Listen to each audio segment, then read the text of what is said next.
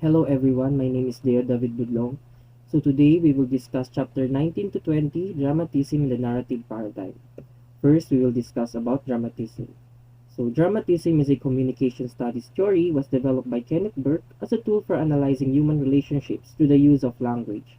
Burke viewed dramatism from the lens of logology, which studies how people's ways of speaking shape their attitudes towards the world. So according to this theory, the world is a stage where all the people present are actors, and their actions parallel a drama. So Burke then correlates dramatism with motivation, saying that people are motivated to behave in response to certain situations, similar to how actors in a play are motivated to behave or function. So Burke discusses two important ideas, that life is drama and the ultimate motive of rhetoric is the purging of guilt. So Burke recognized guilt as the base of human emotions and the motivations for actions. So as cited in a note on Burke on motive, the author recognized the importance of motive in Burke's work. In Kenneth Burke's concept of motives in rhetorical theory, the authors mentioned that Burke believes that guilt combined with other constructs describe the totality of the compelling force within an event, which explains why the event took place. So what are the assumptions? So because of the complexity and extension of Burke's thinking, it is difficult to label the ontology behind this theory. So however, some basic assumptions can still be extracted to support the understanding of dramatism.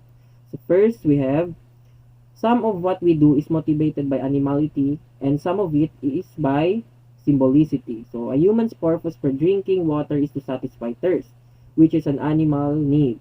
So while the action of reading papers is influenced by symbols. So Burke's position in that both animal nature and symbols motivates us. So for him, of all the symbols, language is the most important. So Barry Bromet shares a similar idea in his book Landmark Essays on Kenneth Burke. So that teeters between the realizations that some of what we do is motivated by animality and some of it was symbolicity. So second, when we use language, we are used by it as well. So Burke held the concept of linguistic relativity similar to the Sapir-Whorf hypothesis. So words sets our concepts and opinions, which means people cannot see beyond what their words lead them to believe. So this assumption suggests that language exerts a determining influence over people, which means meanwhile people's propositions are often restricted to be polarized by language because some language cannot express much nuances of opinion. So third, we humans are choice makers. So agency is another key point of dramatism. So the essence of agency is choice. Social actors have the ability of acting out of choices. So now let's discuss the first broad concept, which is the pentad. So first is act. So what? What has done? So according to Burke, the act of the pentad names what took place in thought or in deed. So second, we have the scene, when and where. According to Burke, the scene is defined as the background of an act, the situation in which it occurred. So third, we have the agent, so by whom or who did it. So Burke defines the agent as what person or kind of person performed the act. So third, we have the agency, so how, which is associated with methods and technologies. So Burke defines this agency as what instrument or instruments he used. So fifth, we have the purpose, why it happened. So this is associated with the motive behind the behavior, which is the main focus of the analysis. So in the sixth one is the attitude, the preparation prior to performing an act. So actually the pentad is 5. So now we have the hexad. Additional of it is the attitude. So over time, Burke realized that his pentad needed a sixth element, thereby turning it into hexad. So in the 1969 edition of Grammar, Burke added a new element, which is the attitude. So attitude means the preparation for an act, which would make it a kind of symbolic act or incipient act. So Burke created this in order to account for the complexity of a response that may arise within an audience. So he includes attitude as an aspect of writings about frame. So it can be used in a place of an act or be the precedent to an act.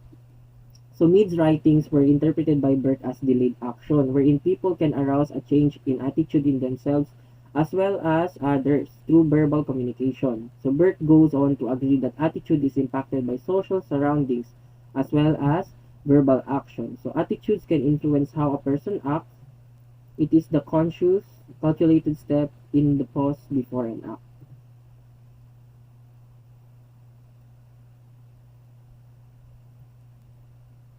So now let's talk about the basic broad concept number 2, which is the identification. So identification is the basic functionality of sociality using both positive and negative associations. So when there is an overlap between two people in terms of their substance, so they have identification. So on the other hand, division is the lack of overlap between two people in matters of essence. So according to Burke, identification is an inevitable, so both beneficial and detrimental characteristic of language in human relations.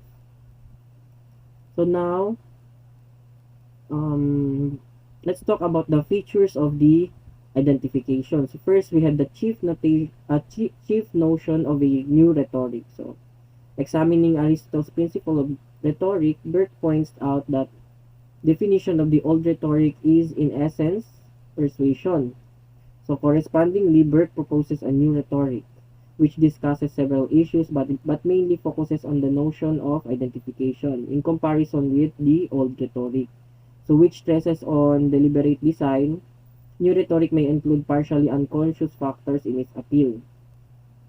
So Burke's new rhetoric has also been used to understand the women's equality movement, specifically in regards to the education of women and sharing of knowledge through print media. So let's talk about generate when two people's substances overlap. So Burke asserts that all things have substance, so which he defines as the general nature of something. Identification is a recognized common ground between two people's substances regarding physical characteristics, talents, occupation, experience, personality, beliefs, and attitudes. So the more substance two people share, the greater the identification. So it is used to overcome human division. So third, we have the feature that can be falsified to result in homophily. So sometimes the speaker tries to falsify identity with the audience, so which result in homophily for the audience. Homophily is the perceived similarity between the speaker and the listener. So the so-called I is merely a unique combination of potentially conflicting corporates like this. So for example, the use of the people rather than the worker would clearly tap into lower middle class values of the audience. So the movement was trying to reach. So last, we have the reflex ambiguities of substance. So Burke recognized that identification rests on both unity and division. Since no one substance can completely overlap with others, individuals are both joined and separated. So humans can unite on certain aspects of substance, but at the same time, they remain unique. So which is labeled as ambiguities. So identification can be increased by the process of consubstantiation, which refers to bridging divisions between two people. So rhetoric is needed in this process to build unity. So now let's talk about the broad concept number 3, which is the guilt and redemption. So according to Burke, guilt redemption is considered the plot of all human drama, or the root of all rhetoric. So he defined the guilt as a theological doctrine of original sin. So as cited in Little John, Burke sees guilt as all-purpose word for any feeling of tension within a person, maybe anxiety, embarrassment, self-hatred, disgust, and the like. So in this perspective, Burke concluded that the ultimate motivation of man is to purge oneself to one's senses of guilt through public speaking. So the term guilt covers tension, anxiety, shame, disgust, embarrassment, and other similar feelings. So guilt serves as a motivating factor that drives the human drama. So Burke cycles refers to the process of feeling guilt and attempting to reduce it. So which follows a predictable pattern, for example, the order or the hierarchy, the negative, the victimage, the scapegoat or mortification, and lastly, the redemption. So now let's talk about the narrative paradigm.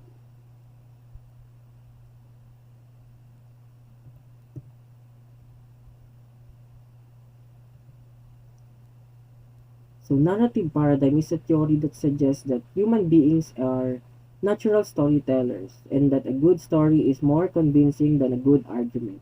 So the rational world paradigm was a theory used to satisfy public controversies.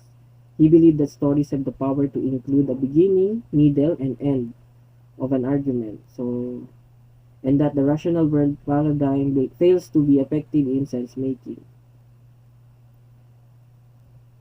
So Fisher uses the term paradigm instead of theory, meaning a paradigm is broader than theory. So Fisher stated that there is no genre, including technical communication, that is not episode in the story of life. So Fisher believed that humans are rational and proposed that narrative is the basis of communication. So according to this viewpoint, people communicate by telling or observing a compelling story rather than uh, producing evidence or constructing a logical argument. So the narrative paradigm is purposely all encompassing and allowing all communications to be looked at as a narrative, even though it may not conform to the traditional literary requirements of a narrative. So he states that humans see the world as a set of stories, so each accepts stories that match or his or her values and beliefs. So although people claim that their decisions are rational, incorporating history, culture, perceptions about other people involved, all these are subjective and incompletely understood. So narrative rationality requires stories to be probable, coherent, and to exhibit fidelity. So storytelling is one of the first language skills that children develop. It is universal across culture and time. So now let's talk about rational world paradigm. So here we are comparing the narrative paradigm and rational world paradigm. So Walter Fisher conceptualized the narrative paradigm in direct contrast to the rational world paradigm. So Fisher's interest in narrative developed out of his conclusion that the dominant model for explaining human communication is the rational world paradigm was inadequate. So rational world paradigm suggests that an argument is most persuasive when it is logical. So this theory is based on the teachings of Plato and Aristotle. So according to Aristotle, some statements are superior to others by virtue of their relationship to true knowledge. So this view claims that people are essentially thinking beings, basing their knowledge on evidence-based reasoning.